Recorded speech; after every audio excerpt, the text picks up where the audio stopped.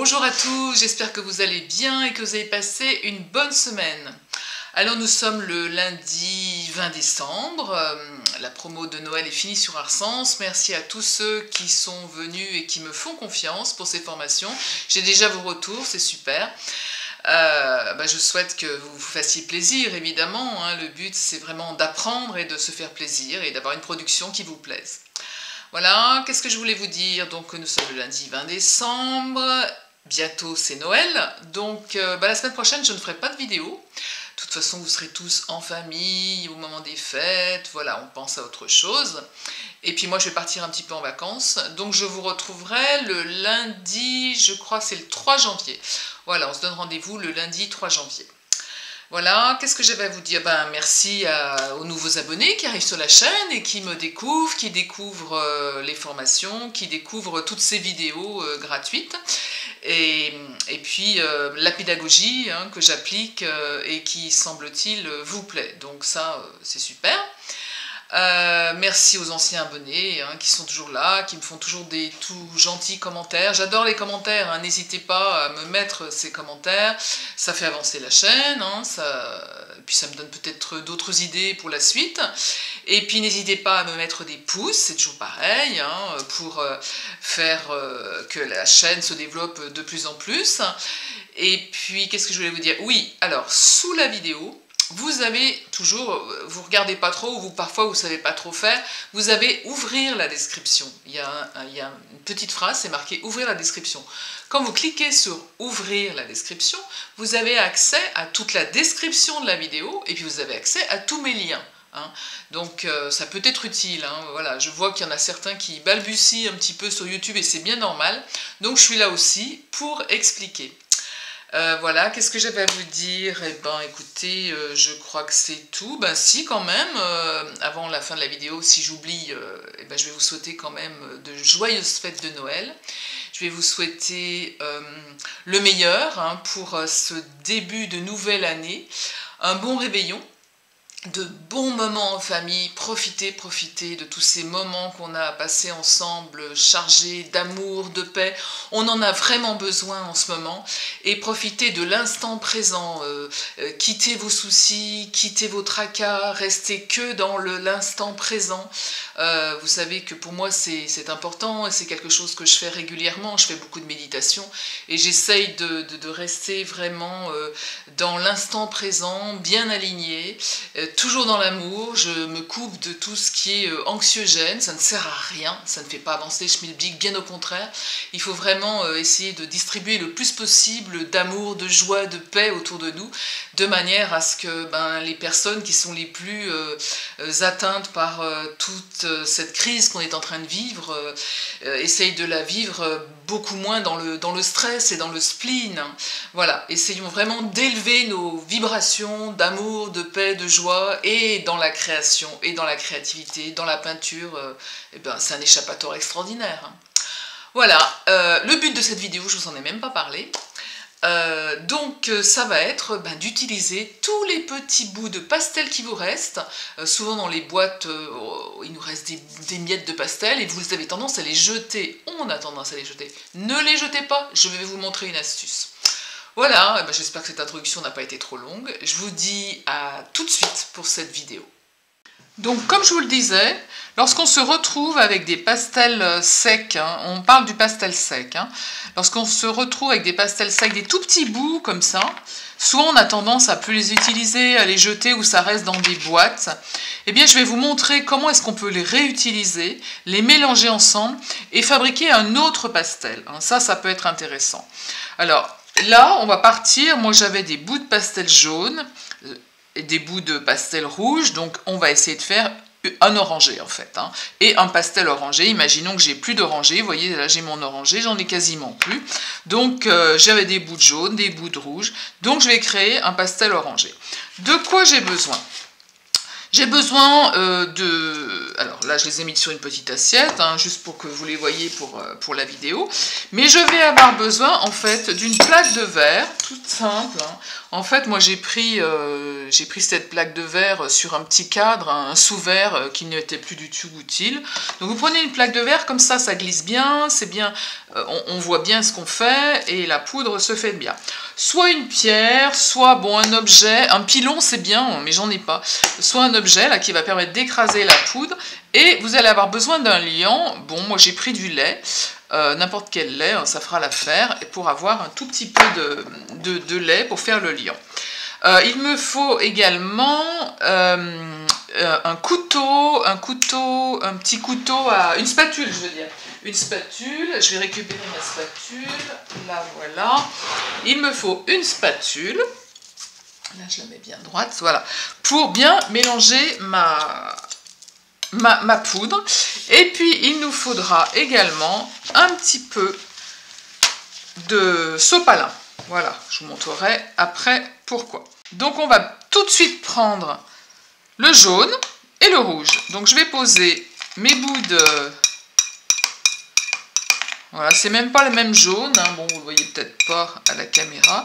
Là, j'ai mon jaune, là, j'ai mon rouge, voilà. Voilà. Et je vais tout simplement écraser, donc je vais prendre cette tasse, voilà. Je peux prendre la tasse, je peux prendre un pilon, je peux prendre une pierre, hein. Vous prenez ce que vous voulez. Et vous allez écraser, je montre bien la caméra, voilà, vous allez écraser le jaune, comme ça. Voilà, on écrase bien. Là, je vais, pareil pour celui-là. Donc, on est sur du pastel sec, hein, évidemment. Et on réduit notre pastel, enfin nos bouts de pastel en poudre. Hein. On fait une poudre, tout simplement.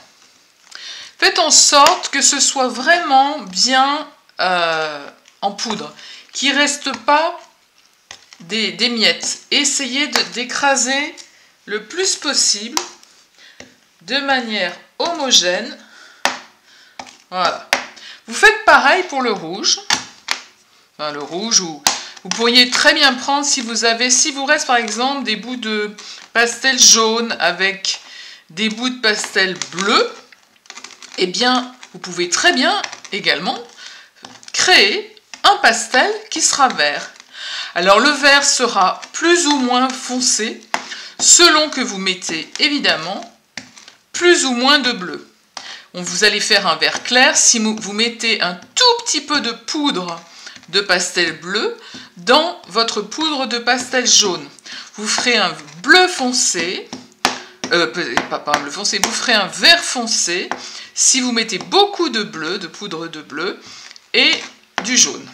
Voilà. Et là, c'est pareil pour le rouge. Si, là, vous allez voir, hein, on va mélanger doucement, en fait, dans un premier temps.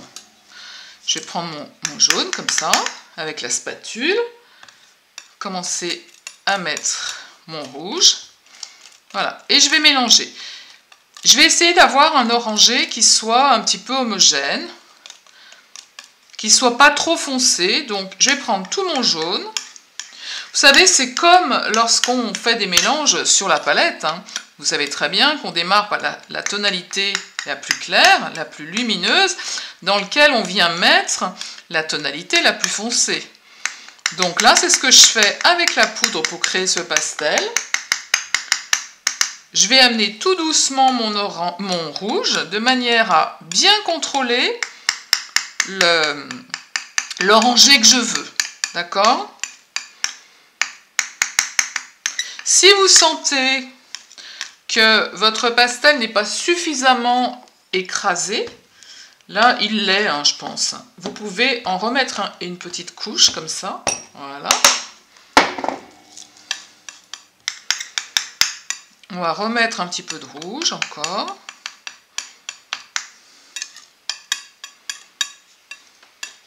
Et puis c'est pareil, si je prends pas tout le rouge là, le rouge qui me reste, je pourrais l'utiliser éventuellement avec des restes de bleu. S'il me reste quelques bleus, j'ai pas vu s'il me restait du bleu dans mes... Ouais, là j'ai un bleu bon, qui peut encore être utilisé, celui-là. J'ai pas vraiment... Qu'est-ce que je pourrais avoir où je pourrais faire une espèce de rose en prenant le bout de blanc que j'ai, je le mélange au rouge et je vais avoir un rose. Donc voilà, vous regardez vous ce qui vous semble le mieux pour créer avec les bouts de pastel que vous avez et bien d'autres tonalités, d'autres couleurs. D'accord? Bon, je vais garder ce orangé que j'aime bien.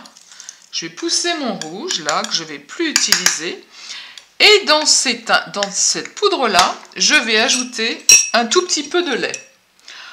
Alors, vous prenez n'importe quel lait, hein, ça n'a pas d'importance. Il faut un liant. Ça pourrait presque se faire avec, comme c'est des pastels quand même de bonne qualité, avec un peu d'eau. Hein. Donc, on y va doucement. Hein. Moi, je suis trop généreuse en général, donc je vais essayer d'y aller doucement. J'en prends un petit peu, comme ça. Et je vais faire le mélange. C'est comme pour la cuisine. Hein. Bon, je ne suis pas une bonne cuisinière, moi. Donc, c'est un peu rock'n'roll. Mais c'est pas grave. Donc là, il va m'en falloir un petit peu plus. Allons-y. Bon, en fait, c'est comme la pâte à tarte. J'espère que je vais faire une belle pâte à tarte. Parce qu'en général, je ne suis pas très bonne à cet exercice en cuisine. Mais c'est vraiment pour vous montrer comment on peut refaire un pastel orangé. Donc il va être un orangé assez foncé, hein, parce que finalement j'ai mis pas mal de rouge. Je me rends compte que là aussi on en remet. Vous voyez, il vaut mieux y aller petit à petit que mettre tout de suite... énormément de lait, vous allez vous retrouver avec avec une pâte qui sera beaucoup trop collante. Donc on y va doucement. Voilà. Donc vous faites une pâte un petit peu assez homogène, pas un petit peu, assez homogène. Et puis ensuite, on va la prendre dans les doigts.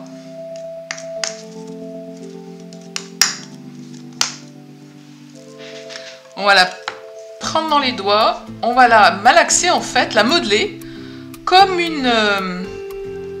comme de la pâte à modeler. Hein. Voilà. Vous voyez? On va la modeler, tout simplement. Et je refais mon petit pastel. Voilà, je fais un petit pastel, un petit boudin. Voilà. Ensuite, je prends mon essuie-tout. Voilà.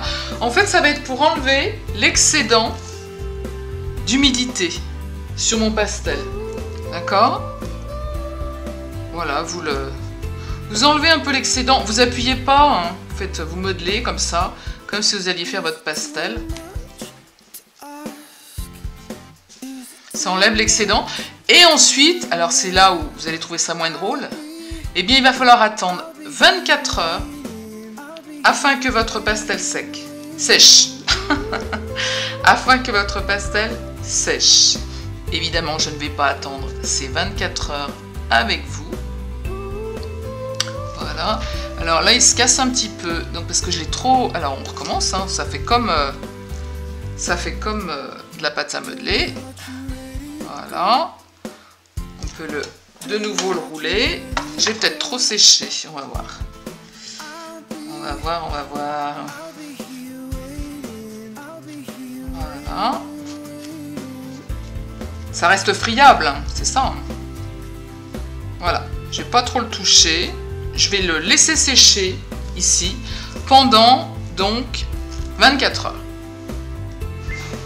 En attendant, j'ai en fait retrouvé un petit peu de bleu, une espèce de bleu outre-mer. Et ce que je vais faire, donc toujours des miettes, hein, ce que je vais faire, c'est que je vais essayer de faire un violet, quelque chose de mauve, une espèce de prune peut-être, parce que c'est pas évident que ça soit vraiment violet. Donc j'écrase, toujours pareil, je vais écraser. Comme ça on peut se faire, c'est vraiment intéressant hein, parce qu'on peut se refaire des pastels. Hein. Et puis, ou alors, souvent, on sait que les pastels de bonne qualité, c'est cher. Donc, lorsque l'on a des petits-enfants, souvent quand on garde les petits-enfants, ils ont envie de faire des dessins. Oh mamie, je vais utiliser tes pastels et tout. Ben non, vous n'avez pas trop envie que votre petite fille ou votre petit-fils utilise les beaux pastels qui sont quand même relativement chers. Eh bien, utilisez justement ces pastels de récupération que vous fabriquez. Comme ça, ils ont quand même de la bonne qualité et vous n'avez pas l'impression de gâcher vos pastels, quoi. Alors, ma spatule qui a disparu. Donc, je prends mon rouge, un petit peu de jaune. Alors, pour le coup, ça va faire un tout petit pastel, là, parce que, ah bah, remarque, je vois qu'il me reste plein de miettes de rouge, là. Plein de miettes de rouge. Allons-y. Voilà, comme ça, je vais l'écraser. On peut se mettre une petite musique de fond en attendant. C'est la petite partie bricolage, mais c'est sympa, ça détend. Donc je viens mettre un petit peu de bleu pour essayer d'avoir, eh bien, de faire un espèce de violet. Pas un espèce, un violet. Espèce de prune, comme je disais. Ça va tomber sur le prune. Hein?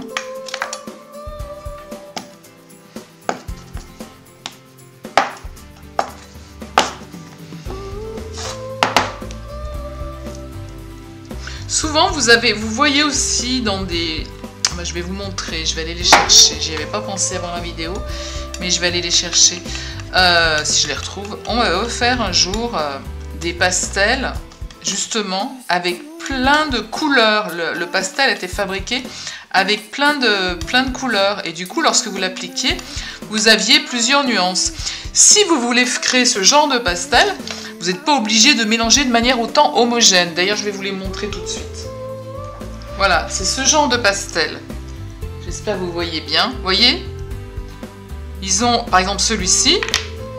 Il a du bleu, il a du vert, il a du violet, donc les poudres ont été mélangées, mais pas trop, on reste avec les paillettes, et ensuite on le fait sécher. Pareil pour celui-ci. Et du coup,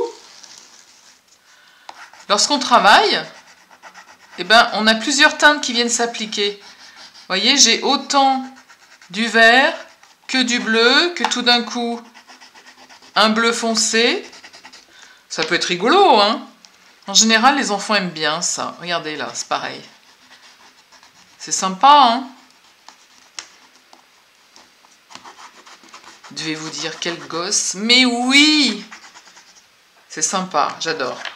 Donc, je suis partie, moi, en fait, sur ma prune, qui est bien mélangée. Voilà. Et de nouveau, je vais lui amener un petit peu de liant, pas trop dans un premier temps, il faut y aller doucement.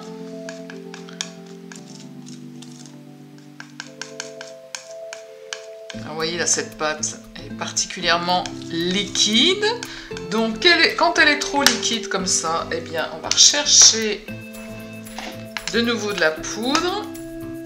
Heureusement que Heureusement qu'il me reste plein de pastels à écraser.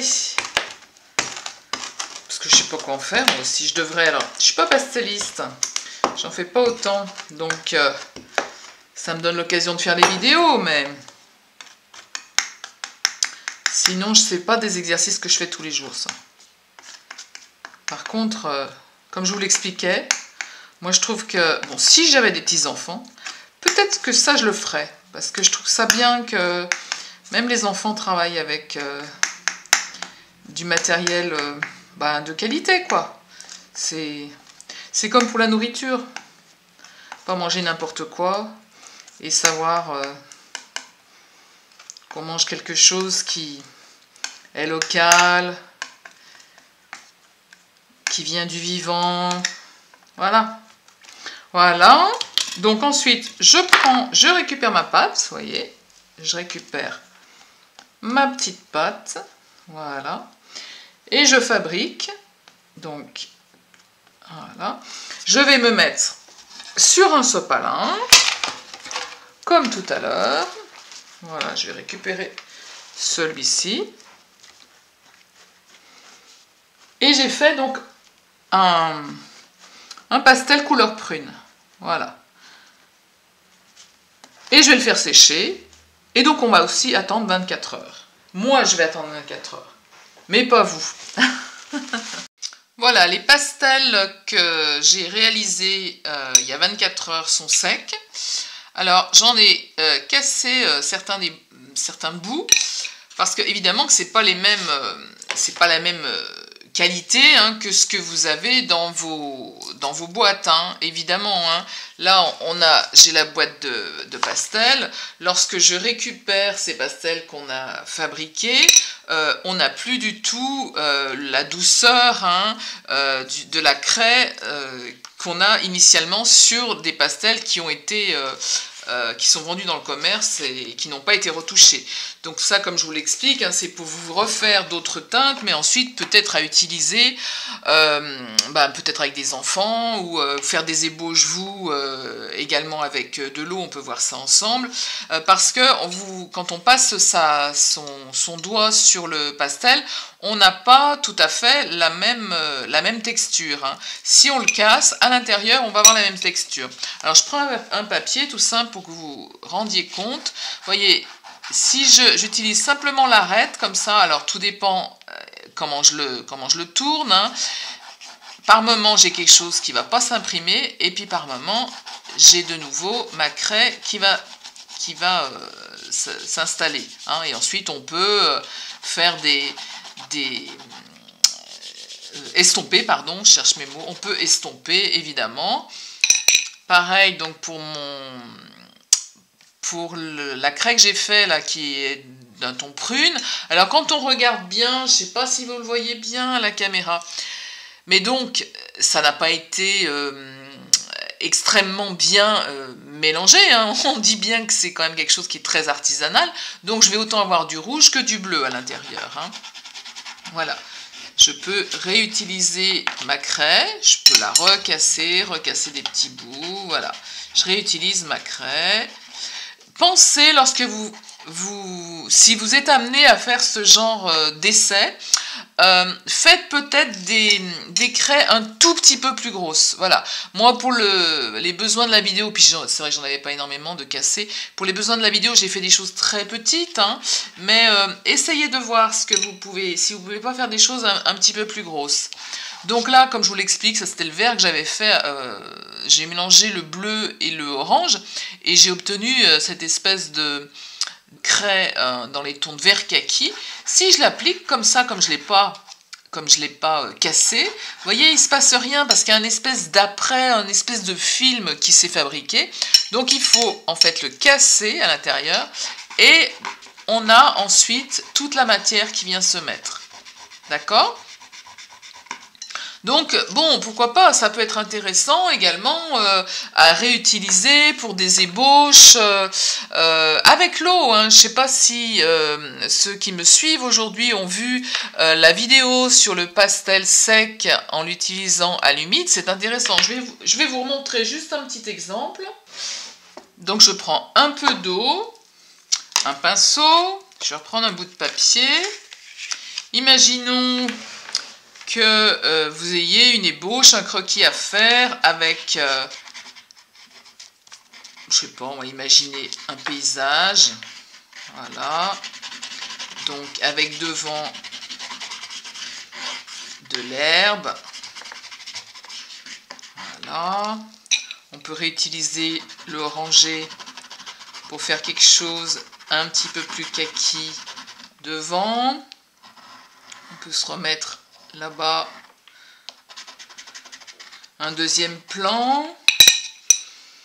Et puis pourquoi pas un troisième plan derrière qui soit au hasard. Pourquoi pas des montagnes? Non mais cette Christine alors, pourquoi elle n'arrête pas de nous parler de montagnes? On se demande. Donc, on est toujours sur nos bouts de pastel récupérés. Hein. Comme je vous l'ai dit, on travaille plus avec l'intérieur que la surface là qui a, comme on les a retravaillés, qui a un petit film en fait, qui est un petit peu imperméable. Donc c'est plus avec l'intérieur avec lequel il faut travailler. Et donc ensuite, rien ne nous empêche de faire un petit croquis à l'humide, puisque pour ceux qui me découvrent là, et qui découvrent la technique du pastel, le pastel, c'est une poudre qui est miscible à l'eau et qui peut tout à fait être aquarellée, hein. Bien au contraire. C'est vraiment intéressant lorsqu'on travaille en extérieur et qu'on veut faire des petits croquis. Hein. Vous voyez, donc je peux balayer un peu partout si je le souhaite. Voilà. Là, j'ai mon second plan qui est là également, qui va être dans les tons d'oranger. Voilà, c'est simplement pour vous dire, ben voilà, et j'ai fait ça avec de la récup, hein, vous avez vu? J'ai récupéré quelques poudres comme ça de pastel.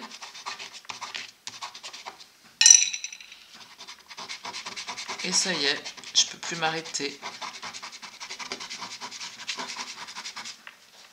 Voilà, c'était juste pour vous montrer comment est-ce qu'on pouvait récupérer des bouts de pastel qu'on aurait tendance à jeter parce qu'ils sont trop petits, hein, et comment on peut en refaire d'autres ou refaire d'autres couleurs.